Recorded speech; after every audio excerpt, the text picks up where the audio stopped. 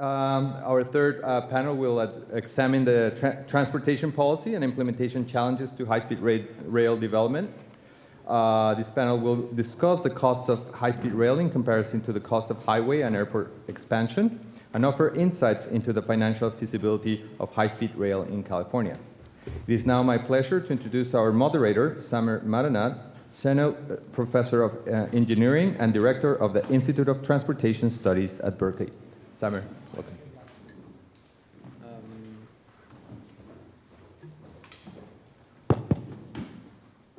Welcome everybody to this early afternoon session. The topic of this afternoon's session is transportation policy and transportation cost associated with high-speed rail.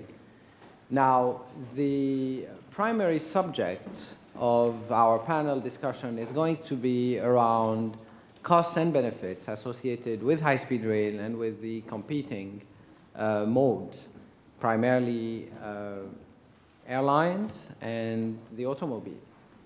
So in order to do that, we're going to have presentations by an expert from an expert on aviation, my colleague, Professor Mark Hanson, as well as an expert on the automobile mode, Monsieur Sébastien Blandin, to my right.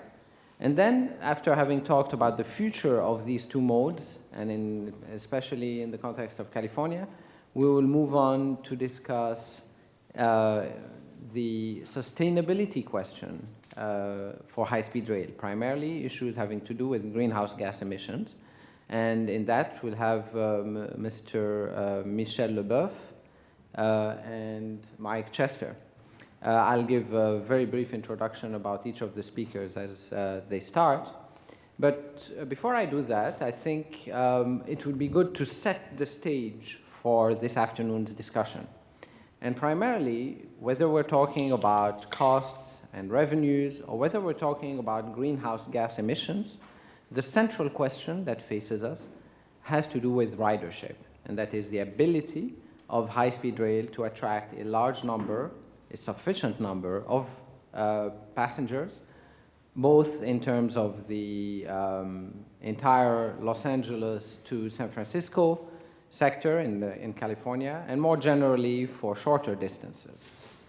And that question really is at the heart of what makes high-speed rail advantageous or not in a sector or in a market like California.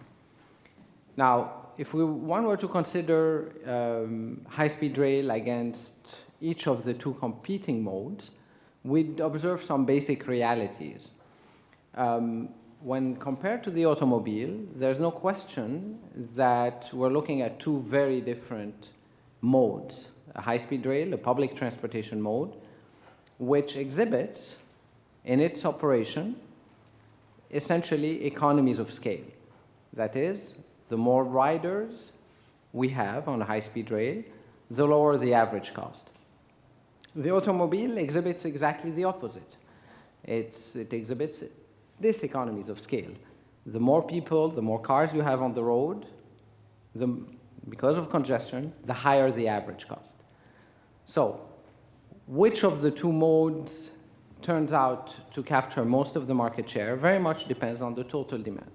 And it's easy to imagine, kind of mentally, it's a small mental exercise, to see that if you have very low market demand, you're going to operate in an environment where the curve that represents the average cost for the automobile will always be lower than that for high-speed rail.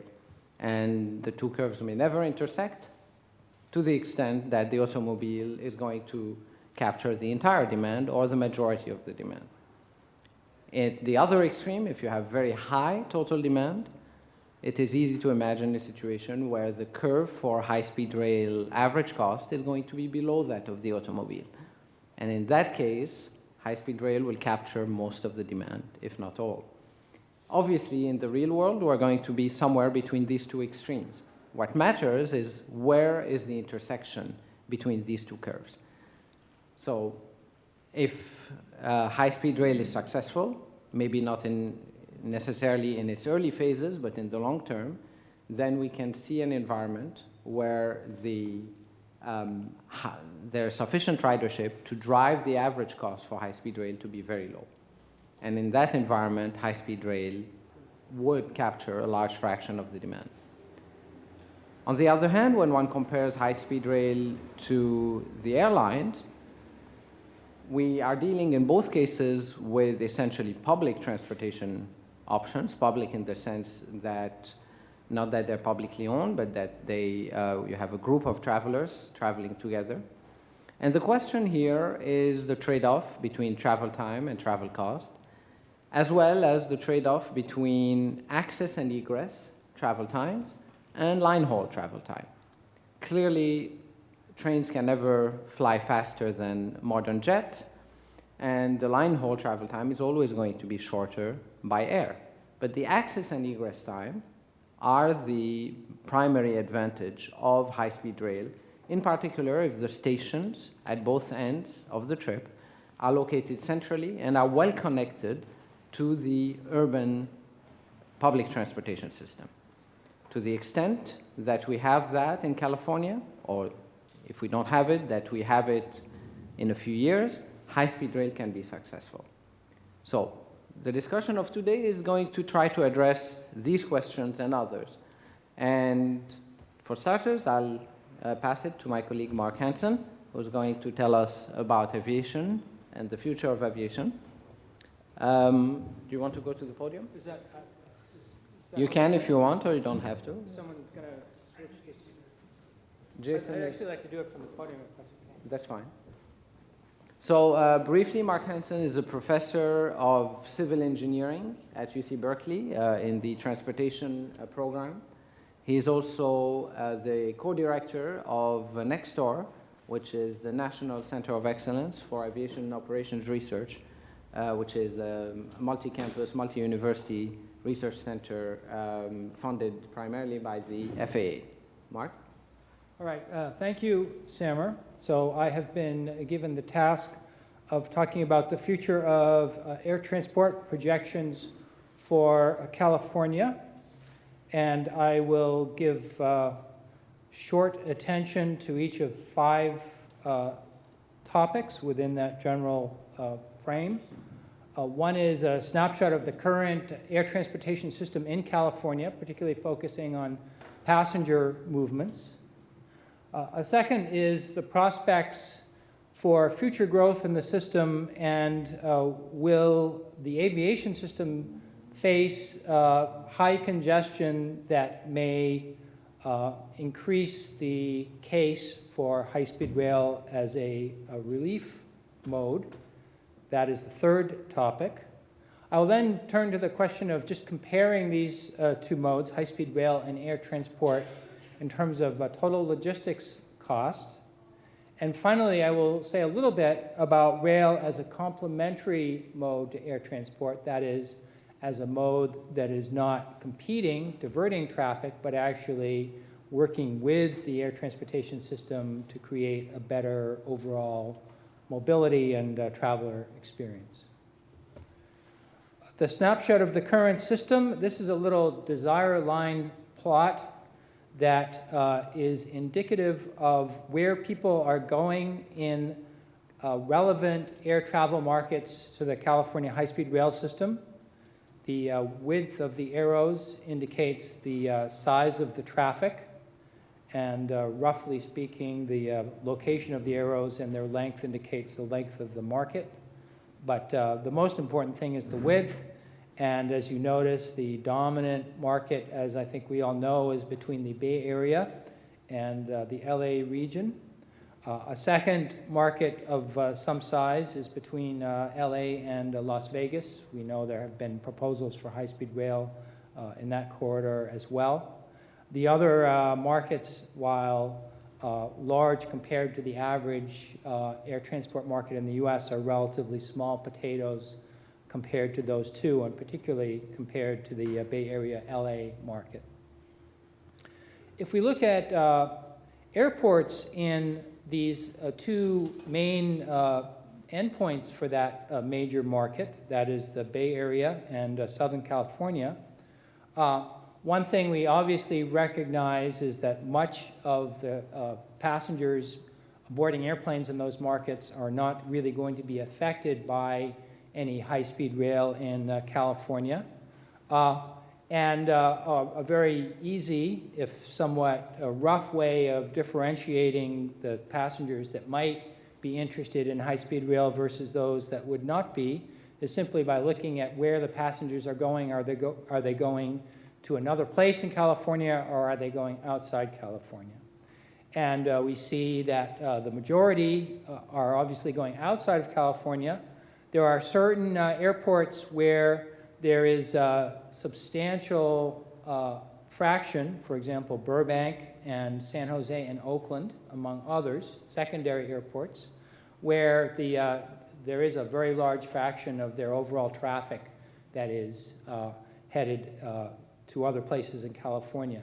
Note that SFO and LAX, which are the two largest airports in the region, also have the lowest fraction of traffic that is potentially divertible to high-speed rail because they focus on long-haul markets and international gateway traffic.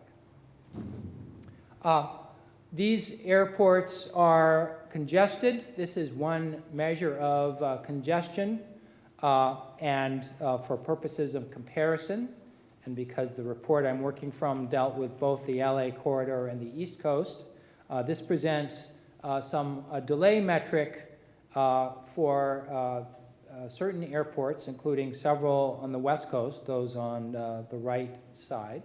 The delay index is a measure of total delay, so it's not an average measure, but it takes into account flight volume as well as the average delay per flight. It factors in cancellations in a certain way.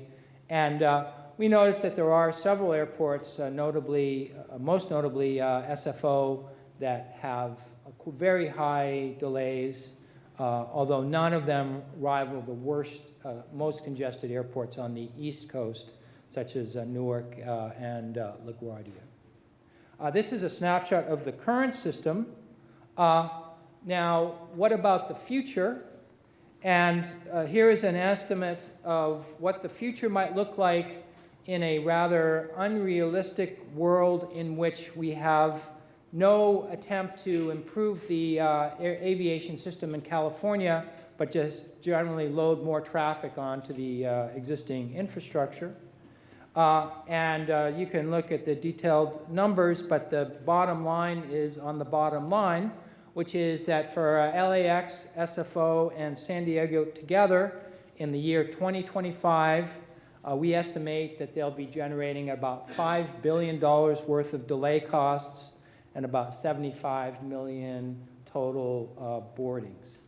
So 5 billion gives us one kind of upper limit on one form of benefit that could result from high-speed rail.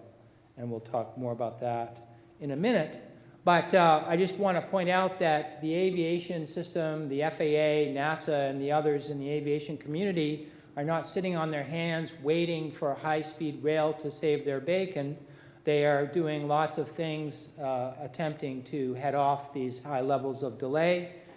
There is a program called NextGen, as well as more conventional airport investments that are seeking to expand airport capacity. And there's also increasing interest in demand management.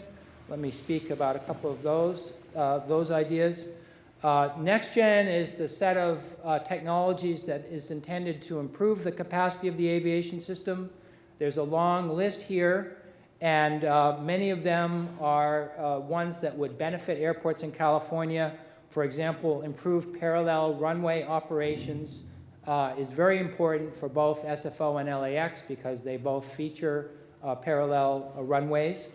And nationally, if we look at the effects of deploying these technologies, the latest estimates are that they will substantially reduce the growth and delay that was suggested in that earlier table. You see the yellow line is delay growth connected with the scenario where these technologies are deployed, and compare that to the other lines, say the blue line, which is the baseline, more or less what we were talking about earlier. Demand management, let me briefly mention. The U.S. in general and California in specific tend to waste runway capacity compared to other parts of the world. One way that they waste it is by providing by providing capacity with lots of flights with small numbers of seats rather than a smaller number of flights with a large number of seats.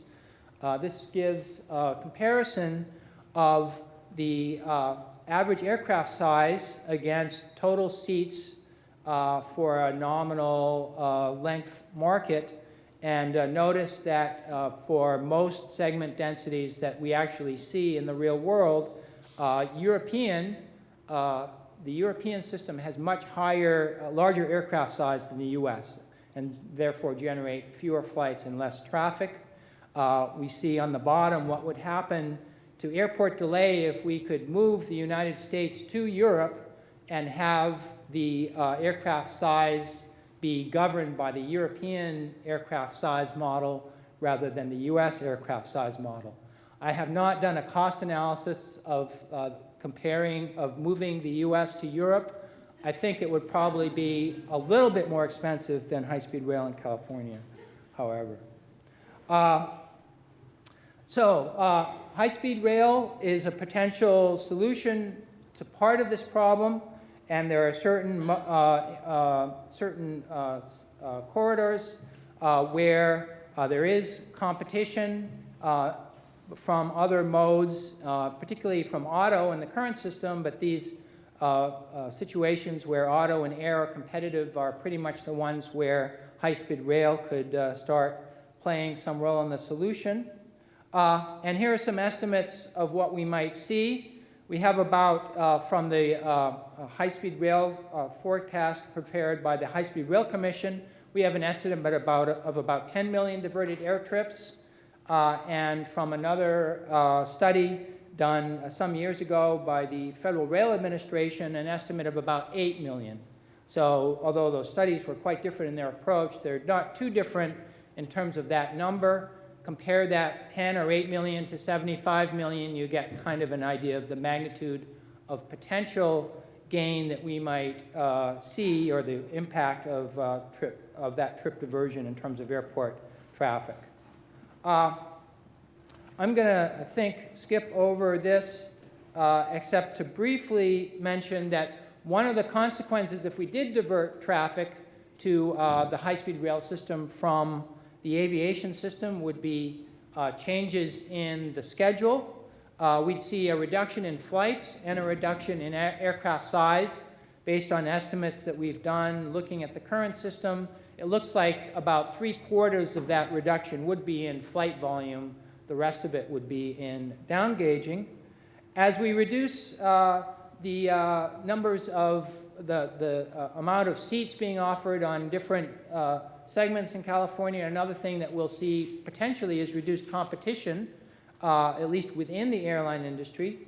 This just plots the effective number of airlines, a measure of how competitive different markets are against the seats per month, and you see the basic fact that as we increase the number of seats, the amount of competition goes up, so conversely, if we reduce seats as a result of diversion, competition will go down. Of course, this might be supplanted by competition from the high-speed rail system. How am I doing for time? All right.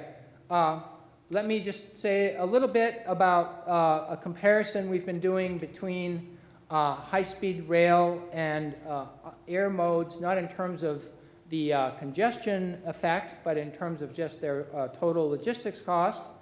This was a comparison done by a recent graduate student of mine, and she compared a high-speed rail with various forms of air transport, including conventional jets and turboprops. Turboprops are getting increasing attention these days because they use a lot less fuel. They're slower. In some ways, they're more like high-speed rail than a conventional jet in those respects.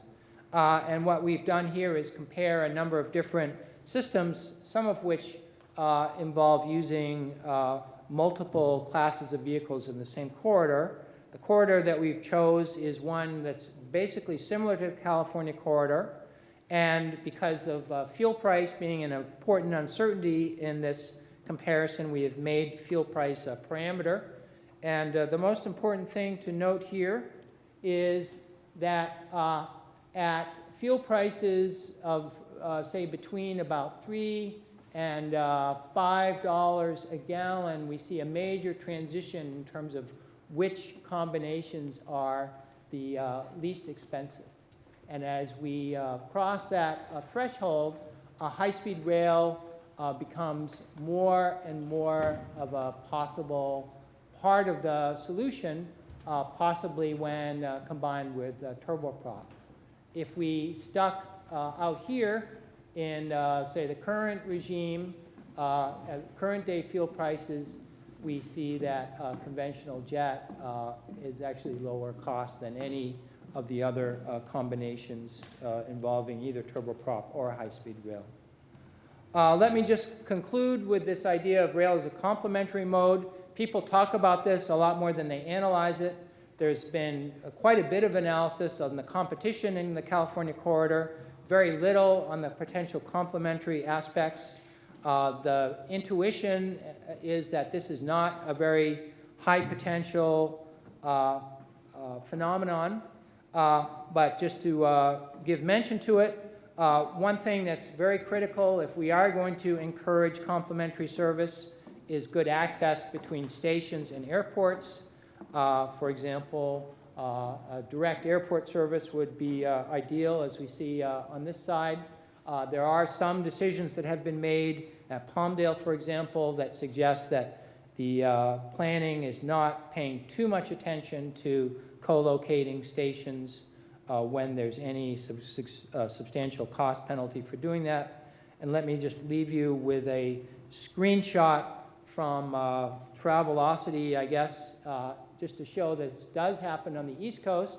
This is service from Stamford, Connecticut to Orange County, California, and it looks just like a regular air service, except if you watch carefully, you see that this is a train service on the first leg that is then connecting to Continental's flights at Newark. So this complementary idea, I think, is one that has not gotten enough attention. There is examples both on the East Coast and in Europe where this is being done quite successfully, and it's an area that needs further investigation. Thank you. Thank you, Mark.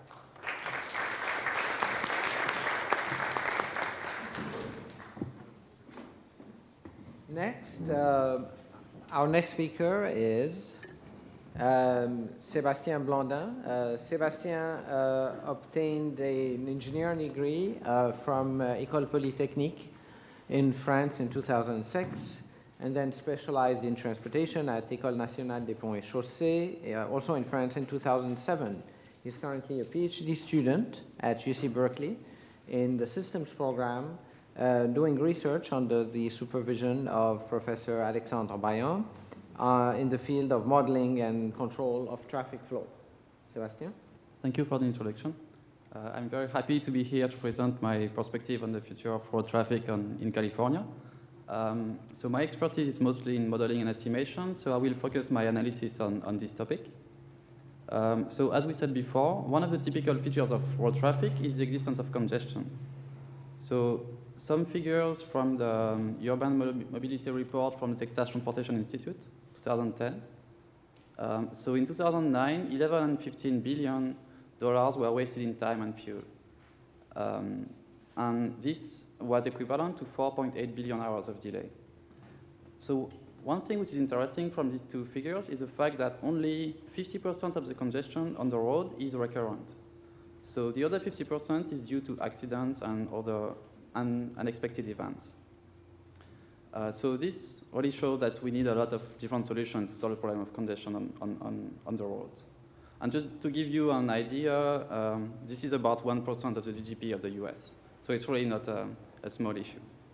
And the trend from the Federal Highway Administration are really not optimistic, which is mostly due to the fact that there will be more and more large cities and larger cities.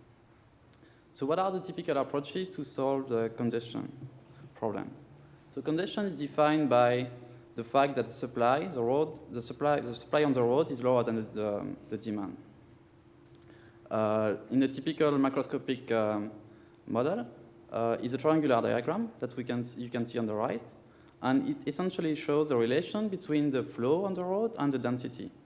So if you start for an empty road with 0 car, then you don't have any flow. When you add cars, you increase the flow, but then you reach a certain point, which is called the capacity, which is the borderline between the green and the red, and then you reach the congestion.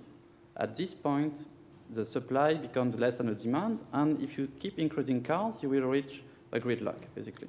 You will go along the red line. And so essentially the two different approaches to solve this problem is either to increase the capacity or to adjust the demand. So the straightforward idea to increase capacity is to add more roads, which is not always possible or cost efficient. Other approaches, essentially like variable speed limit, in practice don't seem to increase capacity, but what they do is they reduce the slope of the green line, and in practice this is equivalent to increasing capacity on the road. Other typical approaches and more common, especially in California, is to shift the demand. So you can shift the demand either in time, on different modes, or in space. And according to the Urban Mobility Report from the Texas Transportation Institute, in 2009, 783 million hours in the US were saved by public transportation. And to give you an idea, the estimated amount of hours saved by traffic operation were 1/2 of this. So it seemed like there is something to do on the public transportation side. Other approaches to solve the congestion issue is the temporal shift. It's essentially what is done by ramp metering, which consists in putting a traffic light on the on-ramps on the freeway to make sure that the main line is never congested. There are some difficulties on that, are the balance between optimality and fairness, because for people going for a short time on the main line, then they spend a lot of time at the traffic light. On the other hand, if you travel for a long distance on the freeway, then it's really efficient for you. And then you have dynamic toll systems or spatial shift, which is routing people through different roads. So all these strategies have the same structure. The first part is to model the system by physical principle or statistical assumption to understand exactly how it works. So you try to see, why do I have congestion? What is the underlying physics of the system? And you have microscopic models or macroscopic. Then once you know how the system behaves, in real time, if you want to know what's happening on the freeway, you need to have data. And this is the field of estimation. You combine your model and your data. You say, oh, I measured some speed on the freeway. At the same time, I have this model of the road. How do I combine these two knowledge to say something meaningful? And this is where lies the uncertainty, basically, because it's really hard to... Things will always stay stochastic. You cannot know for sure what is happening. And finally, once you know exactly what's happening on the freeway, you can control it. You can try to design ramp metering strategies or routing directions and so on. And so in the future, progresses will be made in each of these fields, and some have already appeared. And so this is an example is a mobile medium system that we have developed in Berkeley, which is a real-time traffic information system which receives various data feeds from loop detectors, wireless sensors, cameras, fast-track transponders, cell phones. All this data is processed in real time, fed through a model, and we are able to produce a traffic map like this. And this allows then to design control strategies, because you have an idea of the state of the system at a regional scale. So you can efficiently do global optimization and try to find the optimum for the system. So on the modeling and estimation side, progresses have already been done. And I think on the control side are still a lot of challenges. And this should be driven by the evolution of smartphones. I think with the progressive growth in the number of smartphones on the market, it's easier and easier to first have data, and second, to provide information to people and to route them on the network. Because in the first approach, smartphones, if you drive with a smartphone, you provide data, but you can also have all the relevant information. So using the data is something which is already done, but there are many different ways of providing information to people through their smartphone. And to give you an idea, at this time, there is one smartphone for 2 persons in the US. So it's a huge penetration rate. And these cell phones, these smartphones, have more and more sensors, so basically you can do more and more things. And very recently, we've seen appearing so-called augmented reality, where, I guess you're familiar with this, you point your phone in a direction, and you get overlaying information on the state of your system. So having this additional information basically allows you to make a lot of smarter choices. If you want to change mode, for instance, you have this additional information, which is not obvious in the first place. And you have more and more systems to make drivers more educated. Like this DriveGain startup is basically telling people how they should drive to save some money on gas. So through this device, drivers can really have a lot more information and take more educated choices and be aware of congestion. Just to show you how the sensing is now completely different, on the left, you have the map of the loop detectors in the Bay Area, which are the classical sensors to estimate traffic. And so you have a lot of them. It's about 2,000. And on the right, you have the map of 1 day of data points from GPS, from individual people driving on the road. So it's not clear from this map, but it's about the same volume.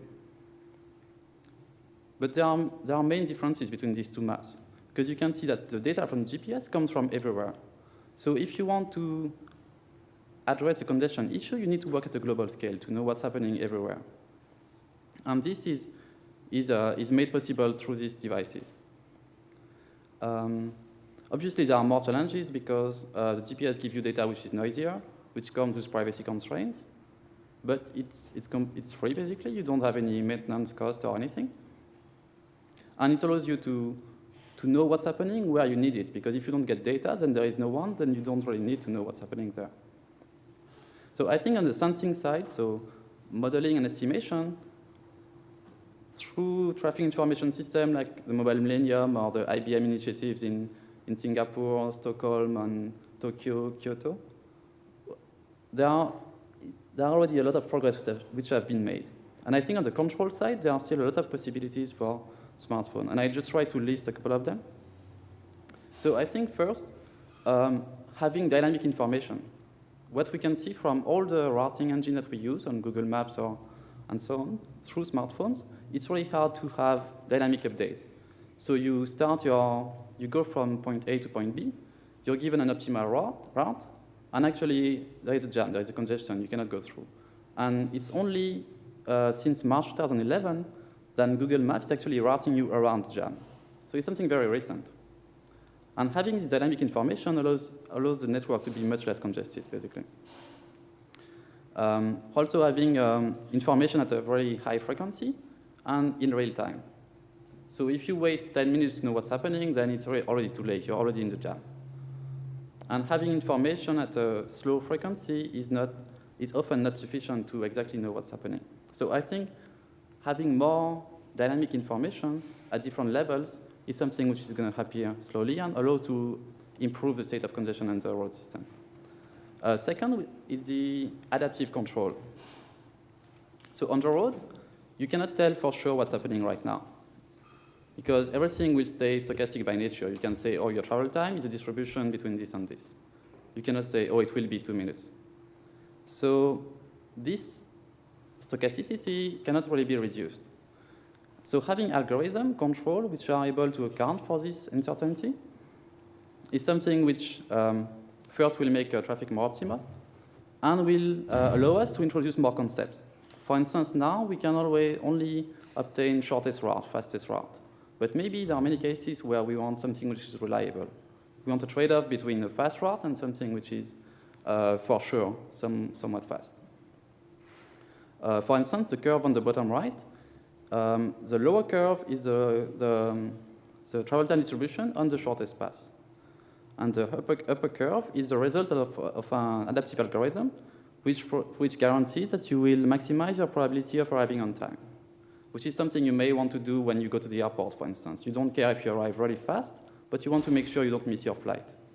And so I think the future traffic information system will be able to integrate this kind of information and provide this feedback to users. And because people will have a smartphone device or some information coming from the web, they will also be able to shift mode faster. I think it's not unlikely that in the future you will drive on the road and receive an update saying, oh, actually it's congested, you better take the train to go somewhere else. Because with more information, you can do all intermodal trip easier. And there are already many apps allowing you to do that. So I think, yeah, the fact that we will have drivers more dynamic, adaptive, and agile is really something which is going to come very soon in the transportation world. And this concludes my presentation.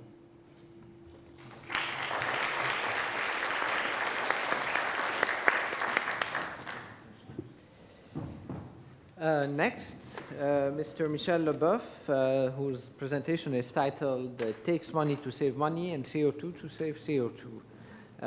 Mr. Leboeuf is the head of the long-distance passengers major projects department at SNCF, the French national train company. He has been with SNCF since 1972, is the chairman of the high-speed committee at the International Union of Railways. He's responsible for long-term strategy of the train operating company in relationship with new infrastructure projects, and currently deals with traffic forecasts, business cases, and funding plans for all the new HSR under construction or design in France. Mr. Leboeuf? Thank you. My presentation aims at demonstrating that higher speed for trains help sustainable mobility and commercial viability when operated on very large market, as you have properly underlined it. In fact, we have to beware of received wisdoms. Here are 3 typical received wisdoms. Faster trains are more energy consuming, they are more harmful for the environment, and they are more expensive. I can tell you that implementing high-speed rail in France was fighting an uphill battle against these received wisdoms. So my demonstration will be threefold. Firstly, we will focus on the carbon balance of a high-speed line. Secondly, we will try to assess the impact of a speed increase on this carbon balance. And thirdly, we will translate that into money. In fact, we will always be very close to money because establishing the carbon balance of a high-speed project is very similar to assessing the balance sheet and the P&L of a company. The one difference being that you use CO2 emissions as a currency instead of US dollars or euros or yens or yuan or whatever. So let's start with the carbon balance of the high-speed line in France, the Mediterranean line, which was commissioned in 2001. This line currently carries 22 million passengers per year. It's between Valence and Marseille. The carbon balance of such a project spans the whole life cycle of the project. from its early conceptual design, to its final disposal, through construction, through operating phases, and both for infrastructure and rolling stock. Infrastructure encompasses many components requiring various intensities of CO2 emissions. Tunnels are particularly greedy. But if you lay the line on the ground, the CO2 emission will be much smaller, let's say 7 to 8 times smaller per kilometer. At the end of the day, which means at the end of a 100-year period,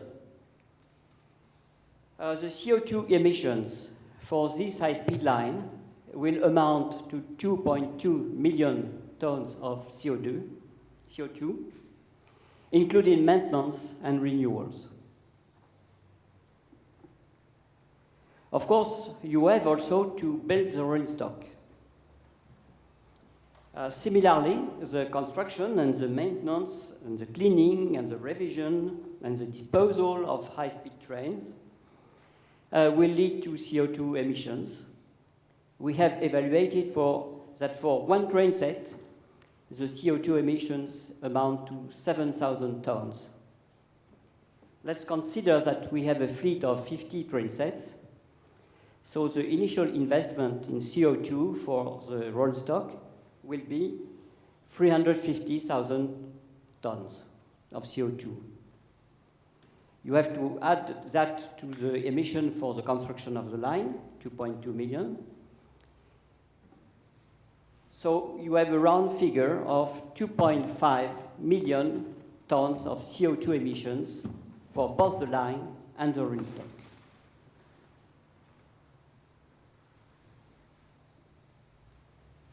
Once we have built the asset of the company, we have to run the company. Running the company means running the train, lighting the stations, selling the ticket, and so on. So you will have operating costs, which in this case are CO2 OPEX. Each year, for running the train and operating the whole assets of the company, you will have to emit 80,000 tons of CO2. But you will have what we can call CO2 revenues, which correspond to the savings in CO2 coming from people shifting from conventional train, car, and plane. And these CO2 emissions, which are saved, amount to 375,000 tons. This means that, in fact, you have a kind of CO2 margin, which is near 300,000 tons per year. And you have to compare this figure, 300,000 tons of savings, compare this figure to the 2.5 million tons for the construction of the project. How is it going to work? Firstly, you build your assets and you spend CO2. And once you have commissioned the line, every year you will operate and save CO2. Every year. And the question is, how many years do you need to break even? Or how many years of CO2 emissions and savings you need to pay back for the initial investment in CO2? The duration of the payback period is similar to what occurs when you assess the viability of a company with a currency instead of CO2. In fact, you could calculate a CO2 return or a CO2 NPV if you use an interest rate. The difference is that if you use an interest rate for CO2, you should consider that the value of the CO2 ton is going to grow in the future because the rise of the environmental awareness and the struggle to avert the climate change.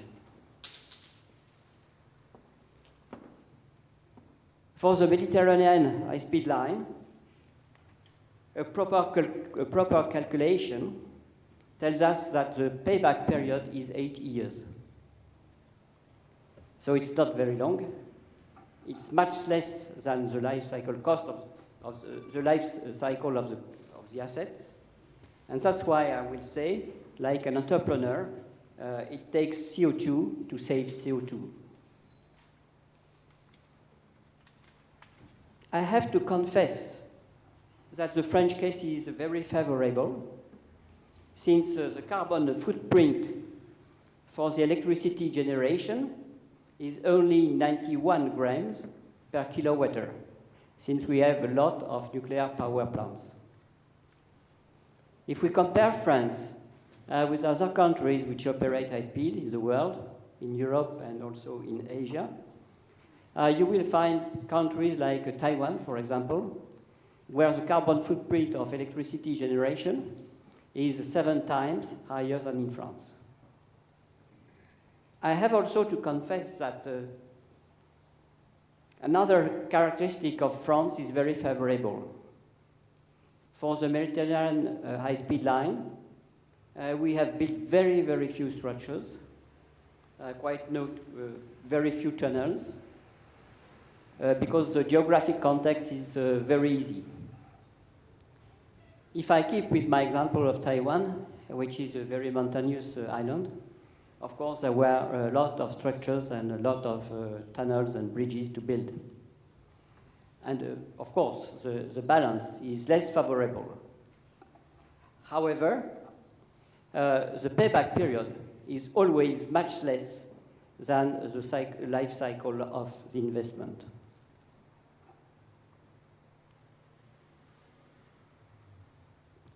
Why? Mainly because the train has much more energy efficiency than the other modes.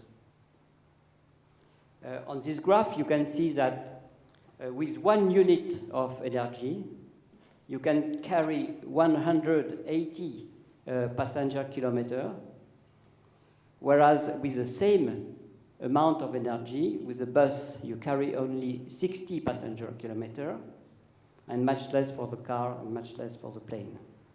That's the big difference. And that's why, in any case, where you build a high-speed line, if on a big market, you break even quite rapidly for the CO2 emissions. I come to the second part of my demonstration. What happens when we increase the speed of the train? The higher the speed, the more energy and CO2 for running the train. But later on, I will challenge this aspect. The higher the speed, the more powerful the rolling stock, the more adherent it is, the greater gradients and slopes the rolling stock can accommodate, the shorter the line, the fewer and the shorter the tunnels and the bridge, the lesser the energy consumption for the construction of the line. The shorter the line, the better the rolling stock productivity. The shorter the travel times, the better the rolling stock productivity, less energy consumption for construction of the rolling stock and for operating the rolling stock.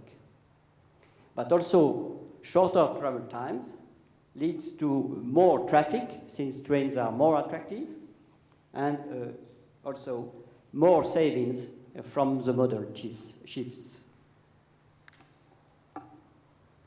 We have here, with the first high-speed line between Paris and Lyon, a very good example, a very good illustration of this resonant chain.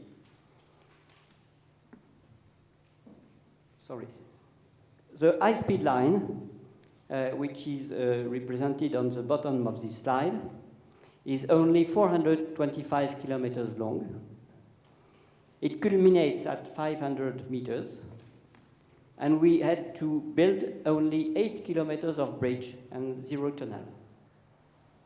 Compared to the conventional line, which was built in the steam years, where the engines were not powerful and had to stay in the valleys. The line was 512 kilometers long. The apex of the line was 400 meters, and this pass was overcome with a tunnel. So you see the difference and the impact of speed on the construction of the line. I told you we can challenge that the fact that a fast train needs more energy than a slow train. Of course, I am not going to disclose here any new theory of relativity for train, worth the Nobel Prize, okay?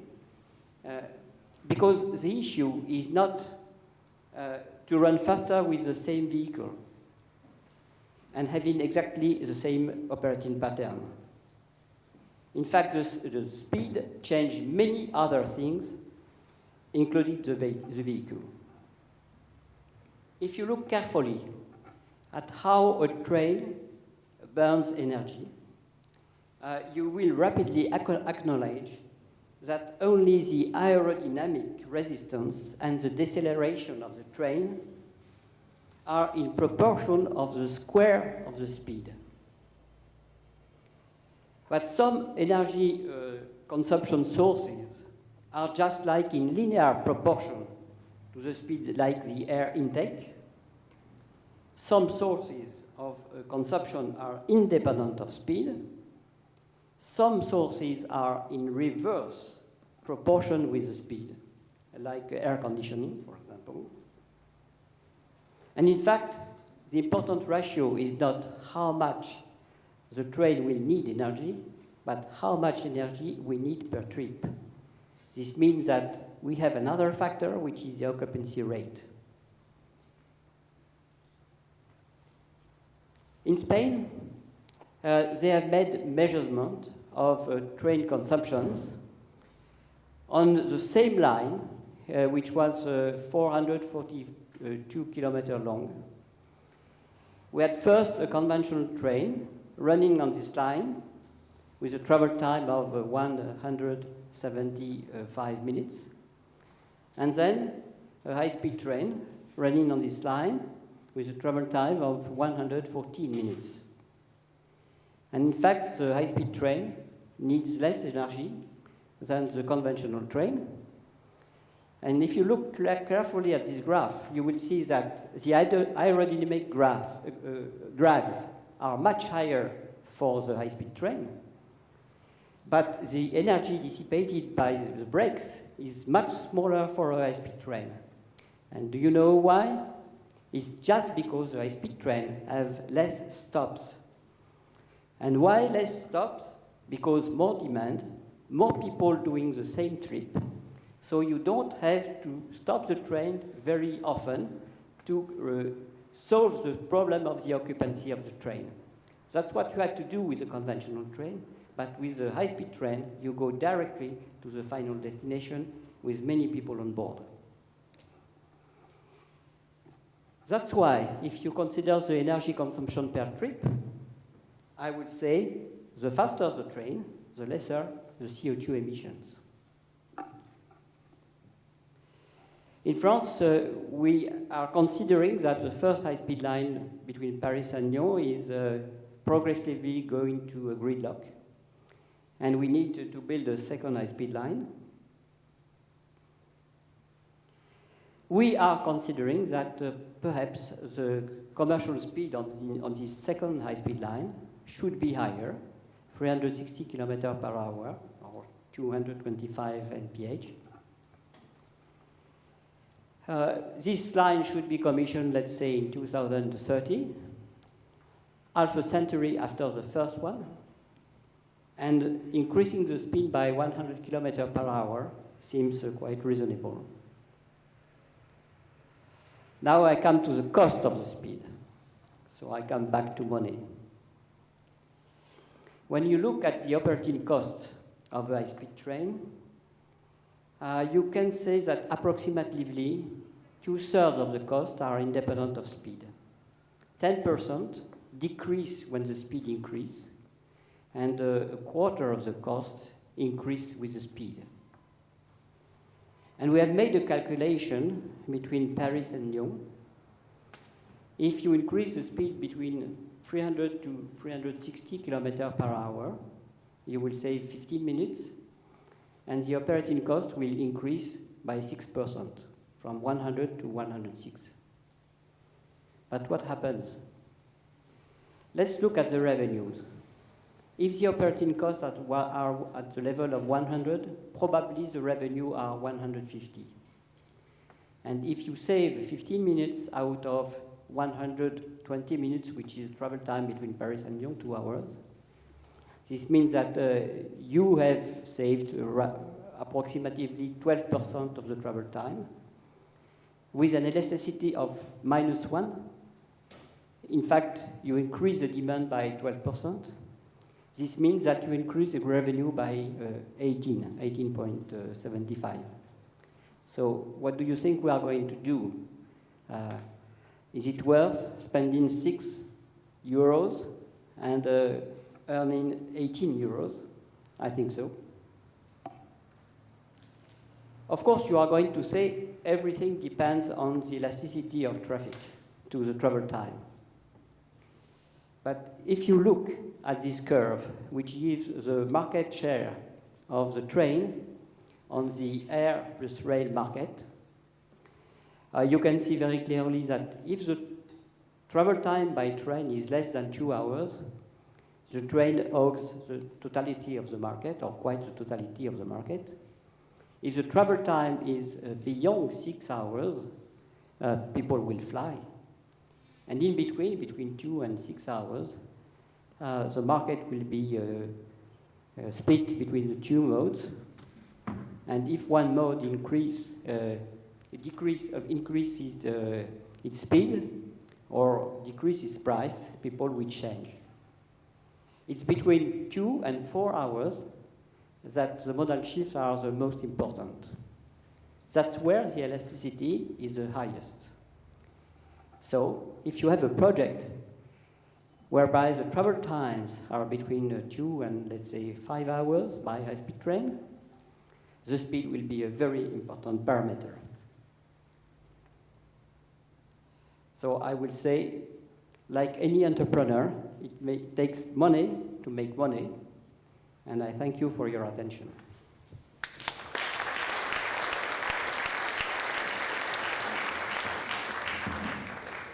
And now, last but not least, Dr. Michael Chester. Mike is a postdoctoral researcher at the Institute of Transportation Studies at UC Berkeley. He obtained his PhD in 2008 and has been doing research primarily on life cycle assessment of various travel modes, including high-speed rail. In the near future, Mike will be leaving us to the Arizona State University, where he will start his second leg of his academic career as an assistant professor there. Mike? Thank you very much. So the last talk, I think, lends nicely to what I'm going to show today. I think since you've seen the last one, which I wasn't prepared for, and now you'll see this one, I think what you should focus on are, one, that this is California specific in terms of its life cycle assessment. Two, that we're not only looking at CO2, but a suite of other environmental impacts, which I would argue should be captured in the term sustainability.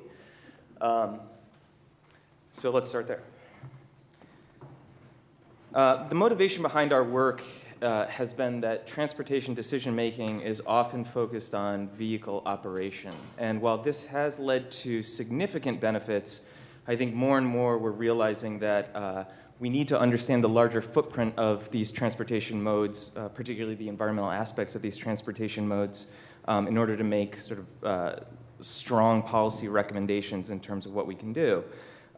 Life cycle assessment is the framework, I would argue, that allows us to do comprehensive analysis. And today I'm not really going to get into the background of life cycle assessment, the techniques used there, but I'll focus more on the results. As I talk about the transportation system, whether that be for high-speed rail, automobiles, or aircraft in this California corridor, I'm going to use that term and define it as the vehicle infrastructure and energy production components, where vehicle operation, again, propulsion energy, whether that be fuel combustion, gasoline combustion, or Jet A fuel combustion, or electricity generation is the operation bullet you see there, which should be in maroon. But we want to look a little bit further than this. So for vehicle manufacturing, for the vehicle groupings, you would think about things like manufacturing, maintenance, on the infrastructure side, building train stations, train tracks, airports, highways, those sort of things, maintaining those facilities as well as operating those facilities. So it takes electricity to do things like track control. And lastly, energy production captures this concept that it takes energy to produce energy. For every 100 gallons or liters of gasoline you put into your car, there's an additional 16% energy upstream of that it took to get that 100 to you. And this is true for any form of energy. Not only that, on top of these sort of direct or sort of major indirect components, we can also envision a foundation that includes an entire supply chain that in some way exists to support these components. And in this supply chain, activities happen, services, processes, activities of all sorts happen. They also consume energy and produce emissions, and we should think about capturing those when we look at the total footprint of any of these modes. The environmental indicators that we've been interested in are energy and air emissions, where air emissions include not only greenhouse gases, but also the criteria pollutants. Criteria pollutants present sort of direct human and environmental impacts, human health and environmental impacts. Greenhouse gases produce potentially massive indirect impacts. But it's important to consider both of these because, as I'll show you in our results, there are situations where you have decreases in greenhouse gas emissions or increases in criteria pollutant emissions. And those are trade-offs that I think we should try to eliminate now by doing these sort of assessments, and I'll show you some examples of that. And I fully acknowledge that this represents sort of a very small set of the sort of comprehensive environmental impacts that could be included. You can think about capturing other emissions like other emissions like toxics, carcinogenic releases, for example, hazardous waste releases. We could also think about things like water, which may be important in California or other areas of this country like Las Vegas that are potentially constrained by that resource. Not only that, but we could sort of broaden that definition to include things like labor and costs. Cost would be your traditional cost-benefit analysis. In the context of life cycle assessment, it would be called life cycle cost assessment. But any of these components could be captured with the framework that I'm using here. And they're potentially components that could be evaluated in future work. One of the challenges for us in evaluating the California system has been uncertainty in one, train size, and two, ridership. We've relied on sort of existing literature that's out there on train size. We've used the High-Speed Rail Authority's reporting, which has been a 1,200-seat train and a very high electricity consumption number, which we pointed out in our first pass at these numbers. Admittedly, we should have gone a step further and put a smaller train and I think a much lower electricity, more realistic electricity consumption number next to it, which I'll show you today. The other side of this has been the uncertainty in ridership. So with a new system and sort of the forecasts of what this may or may not do, there's this challenge for us in evaluating the denominator, the per passenger kilometer number that we just saw in the last presentation. So instead of trying to come up with some normative behavior, normative future behavior, I'll say, what we've done is looked at sort of a broad range, a swath of what could happen, from sort of your worst case scenario to your best case scenario, and asked, what does that mean? What does this potential range mean, and what are our takeaways from seeing the numbers at both ends of that spectrum? The results that I'll show you today represent sort of our current pass at this project, which has been several years in the making. And this pass is looking at sort of the future transportation system And what we mean by that is basically when the high-speed rail train in California has been constructed, is fully operational, has been fully adopted, so to speak. So that may be in 2030, 10 years after it's finished construction. That may be in 2050. But in this time frame, I think it's important to ask, what are the vehicles that you'll see competing against it? So on the automobile side, we'll see cars that are 35 miles per gallon, the new corporate average fuel economy standards. I think it's realistic to see larger penetration of hybrid vehicles, as well as sort of first, second generation plug-in hybrid vehicles, 20-mile all-electric ranges, your low-end, low all-electric range plug-in vehicles.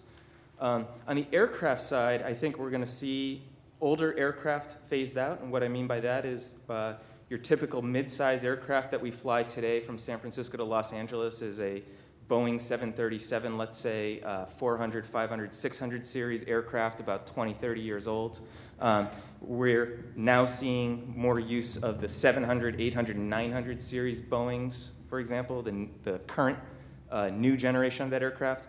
But I think it's also important to look at this new model of aircraft, particularly one that hasn't hit the market yet. And we've had help from Pratt & Whitney in looking at a Bombardier CS300, which is a aircraft that may enter the market in the next 10 years, but will be significantly more fuel efficient and much lower emissions. Not only that, but with the help of Deutsche Bahn, German high-speed rail, we're going to look at shorter trains in these results in the 400 to 600 seat range, not just the 1,200 seat range that we've talked about in our previous results. And we'll also consider this scenario that the High-Speed Rail Authority has been talking about, which is some penetration of wind and solar. So they've advocated deploying a 100% renewable electricity mix next to the high-speed rail infrastructure. And we'll show you how that plays out as well, not really commenting on the sort of feasibility of that happening. Our results. I realize this is busy, so let me take a second to walk you through this. These are the life cycle greenhouse gas emissions in grams of CO2 per passenger kilometer traveled. There's 4 bins: high-speed rail in the WECC electricity mix. This is the Western Electricity Coordinating Council, where California is. I would argue that evaluating high-speed rail in the California mix is not a useful number because California is not an electricity island. California high-speed rail, the second bin, with a clean electricity mix. So this is wind and solar. Then you have your automobiles, your future automobiles, and then your aircraft. So your current mid-size aircraft to your future aircraft. In each bin, you'll see a bunch of different modes. So in the high-speed rail bin, in the first one, you'll see a 1,200-seat train, the large train all the way on the left. Then you'll see another large train with a much lower electricity consumption number, again from Deutsche Bahn contacts. Then you'll see a mid-sized train with 600 seats and a small train with 400 seats. So you could imagine some combination of these 3 large, medium, and small trains being deployed to service some ridership levels at some frequency. For each mode, there's 2 bars. One is, the first bar, the short one, is high occupancy. So that's basically a fully loaded train or car or plane. The second bar is what I'm saying, realistic low occupancy. So a quarter full high-speed rail train. The difference between any of those 2 bars is the potential of that mode. So it could be at its 100% full, maybe even greater than 100% if you have standing room, if that's allowed, to very empty. And yes, I acknowledge that you could go down to 1 passenger, although that bar goes off the scale, so I'm not going to show it here.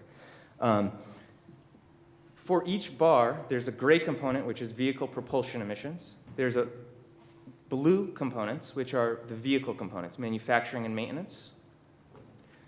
There's red components, which are infrastructure related, infrastructure construction, infrastructure maintenance, and there's green, which are the fuel, sort of upstream fuel energy requirements to deliver electricity or gasoline or jet fuel. And what you'll notice is that some of these life cycle components tend to be significant, particularly the orangish that you see there, which is infrastructure construction, and for CO2 emissions, that tends to be heavy use of concrete. Basically, we're building these concrete highways. Concrete requires cement. That's the glue that holds it all together. For every ton of cement, half a ton of CO2 is released. Cement industry is responsible for somewhere in the order of 8% of global CO2 emissions. Same chart, this time for Nox emissions. Nox is a precursor to ozone formation. What the takeaway is from here, when we switch to Nox emissions, you see that the gray bar tends to be smaller than the colored bars, or colored sections of the bars for many components, which tells you that the life cycle components for Nox emissions tend to dominate over the electricity generation, for example, for high-speed rail. And for Nox, this is largely the result of diesel truck use everywhere in the supply chain of the life cycle, as well as cement kiln production. So again, you see concrete being a major issue, so that's something to focus on. We can look at this data slightly differently, this time to ask questions about break-even points. Here I'm showing 3 trains, which are the blue curves. I'm showing a small train with 400 seats, a mid-sized train with 600, and a large with 1,200. And here you have number of passengers and the energy consumption per passenger kilometer traveled. For each of those curves, you see a dotted line, which is the electricity for propulsion alone, and a solid bar, which is the life cycle energy. And I've shown 2 horizontal modes, one being hybrid electric vehicles, a car, standard car, at that time, I'm saying, and a mid-size aircraft. And if you look at where the intersection is, you can see the number of passengers that need to be on high-speed rail to be energy equivalent to a hybrid or a mid-size aircraft.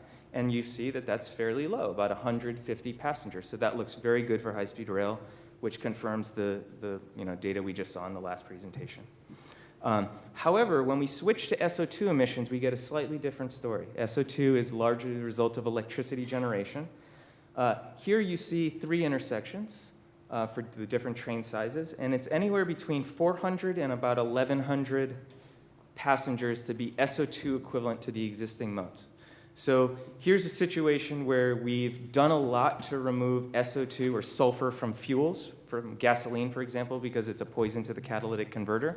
But we haven't done as much on the electricity side for the amount of energy it takes to perform 1 passenger kilometer traveled. So this is an interesting, I think, consideration for potentially deploying advanced scrubbing technologies of electricity generation plants when we build high-speed rail. We can think about ways to reduce these emissions. Knowing all this information up front is supposed to be helpful. So what does this tell us? Well, on the greenhouse gas side, what happens if we institute low CO2 concrete, particularly supplementary cementitious materials like fly ash or slag, which reduces the CO2 footprint of concrete by about 15 to 22%. And that's that low CO2 concrete there. What happens if California hits the RPS, Renewable Portfolio Standard, which is something that would happen potentially independently of high-speed rail? There you get about a 25% reduction on the CO2 footprint of high-speed rail. And then thirdly, this wind and solar mix that the High-Speed Rail Authority has talked about significantly reduces CO2 footprint, particularly eliminating the vehicle operation phase. On the Nox side, the same sort of questions arise here. I've looked at that second bar being the addition of advanced scrubbing technologies at cement kilns, something the EPA is thinking about doing right now, independent of this system. Looking at the per passenger kilometer traveled numbers is only so useful. We want to scale this up and look at sort of the system as a whole. Doing the life cycle assessment, as we saw in the last presentation, allows you to ask questions about this upfront CO2 investment or investment in any other energy or environmental indicator for downstream or downtime benefits. In this case, California will produce about 10 teragrams of CO2 equivalent in the construction of this system, which is, in context, about 2% of California's greenhouse gas emissions in 2006. Now, again, this is over a 10-year period. Well, what does that mean? Well, we can ask different questions based on the adoption of, we can see how this plays out in terms of the return on investment in sort of different adoption scenarios. So I have 3 columns here. The first is a high adoption of California high-speed rail. So lots of people leave automobiles and aircraft for high-speed rail. The column on the far right is low adoption, so poor adoption of high-speed rail. And then in the middle, we have some mid-level adoption. And these are based on the high-speed rail authority's forecast from the Cambridge Systematics report.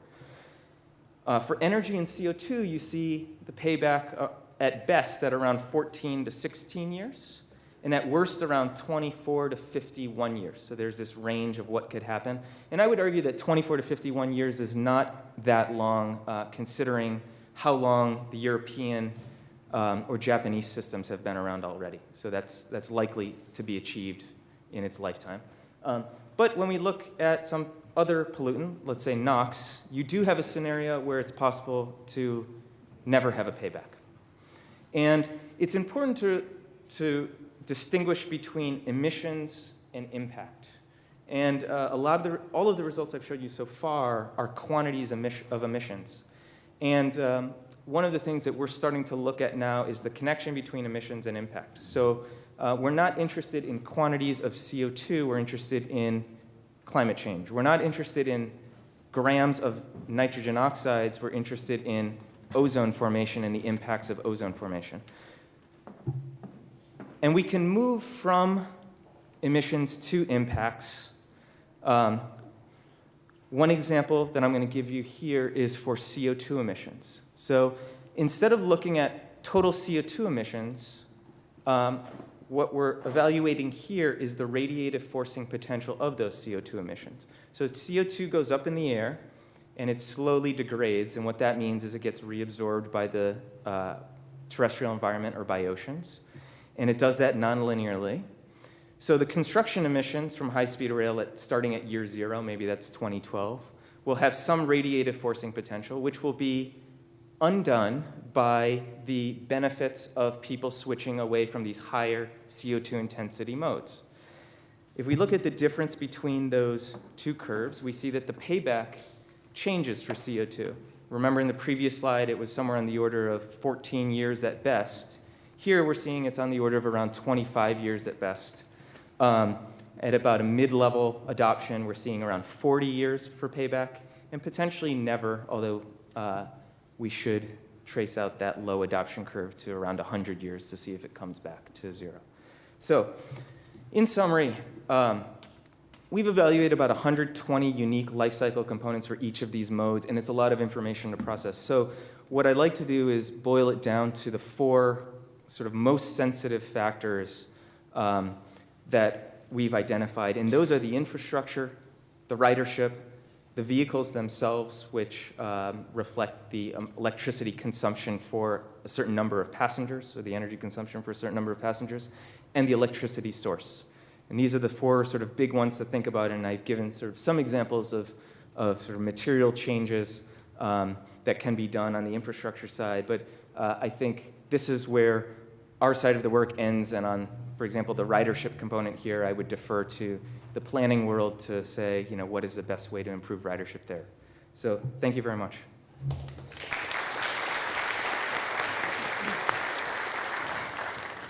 All right, so we have, I've received 3 questions, and I'll answer them or direct them to the appropriate speaker, and if you have others, please pass them to Jason, who can bring them to me. I'll start with the first one.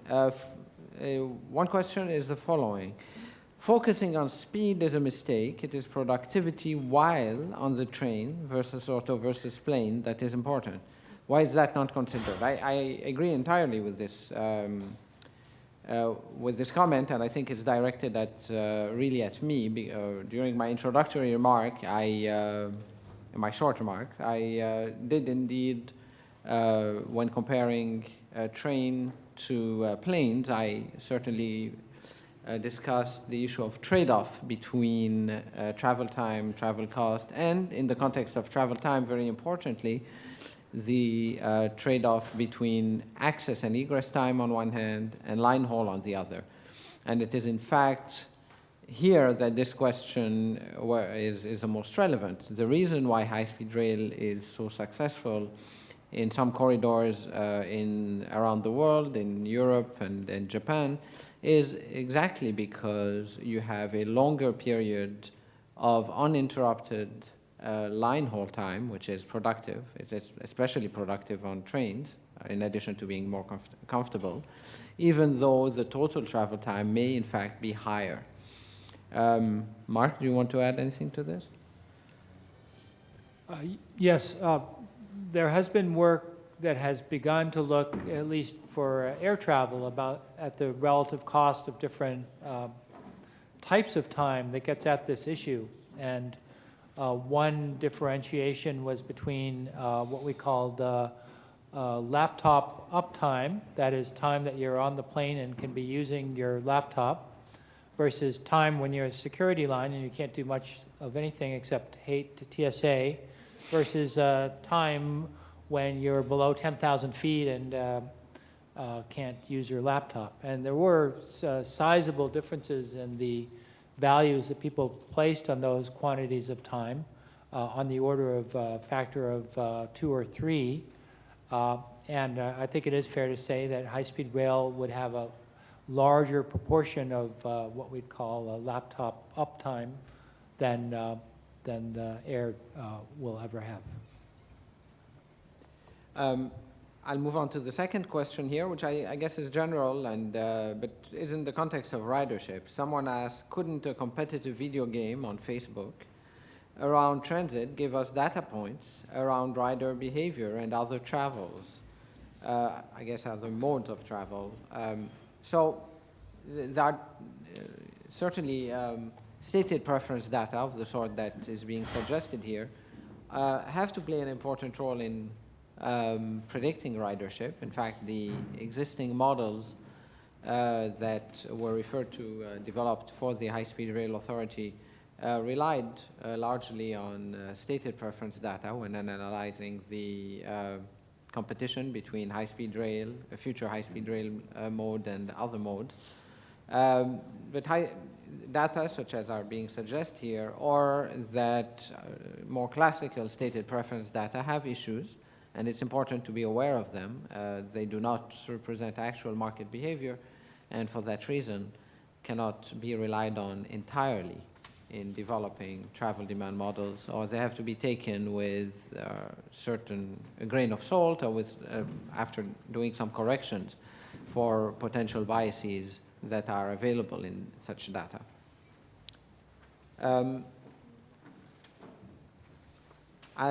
There is a question here having to do with carpool lanes. It's less relevant to our topic. I'll leave it for last. And I'll move on to questions that deal with air pollution and life cycle assessment.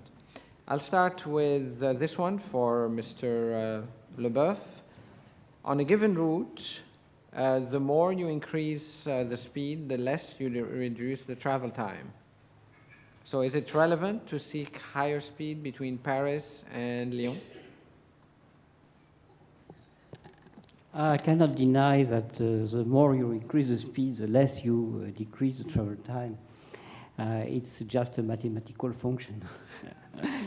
In fact, it's very interesting to reduce the travel time between Paris and Lyon because, in fact, it's not the Paris-Lyon travelers who are interesting, but the Paris-Marseille or the Paris-Montpellier or the Paris-Nice, because we have still a big air market on these routes. And if you save 15 minutes on Paris-Lyon, you save as well 15 minutes on Paris-Marseille or Paris-Montpellier. That's what we are looking at. Thank you. In the same vein, and this time for Mike Chester, how did you calculate and factor in new road capacity that would or could be avoided with high-speed rail? Did that factor in your life cycle assessment? Do I just push it? Mm-hmm. Yeah, so the results that I showed you today, the per passenger kilometer traveled numbers, are all of the life cycle components that you may want to consider. So you can think of those as the average numbers. When you start to eliminate some of those components to ask questions about changes in roadway capacity, for example, you would start looking at specific components related to that, like infrastructure construction or infrastructure maintenance. When I got to the return on investment numbers, that was where we switched from an average to sort of marginal analysis. And in those numbers, you do see the trade-off between building a high-speed rail system from scratch versus expanding the roadway infrastructure, and that's where those ROI numbers came from. And that data is based, again, on the High-Speed Rail Authority's numbers of diversion from one mode to the other, what it would require under certain scenarios, the no-build scenario for high-speed rail versus the build scenario. One more for you, Mike. Have you done a payback time analysis for construction of new highways and cars and runways/planes? I have not done that, but that is certainly something to look into. All right, moving on to a question for Sébastien here, which I will also kind of use my power as moderator to also answer. This is a question that says, do carpool lanes cause congestion? Are they therefore counterproductive and no longer useful?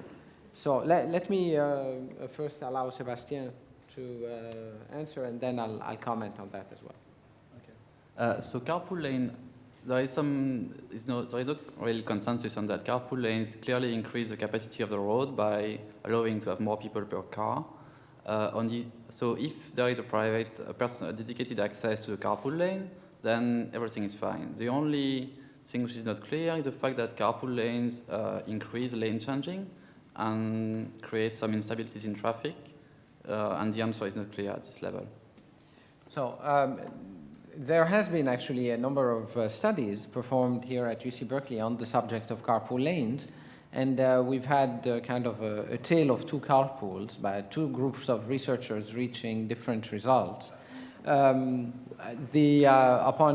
analysis of the two studies, it is clear that one of them used analysis methods that were maybe less detailed than the other. And so the conclusion that I have reached on the basis of that is that in addition to the fact that you can increase the total person throughput as a result of having more people per car in the carpool lane than on the general use lanes, there's another component there, which is the issue of what does it do when you have a separation of the modes, segregation of modes, such as having, if we consider a high occupancy vehicle to be a different mode. And the results that have been proven is that segregating modes leads to a reduction in the number of lane changes. And that, as a result, leads to more stability and therefore higher throughput.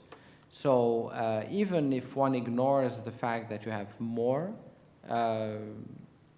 people per car in the carpool lane, for a range, that's of course it's not true but for a large range of conditions, having carpool lanes does in fact increase the capacity, increase the throughput, not just of the carpool lane, but of all lanes.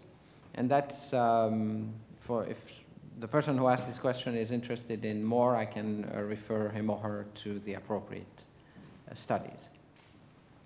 All right, seeing no other questions, and given that we have just exhausted our time, I'm happy to thank the four panelists again. Please join me in thanking them for keeping on time.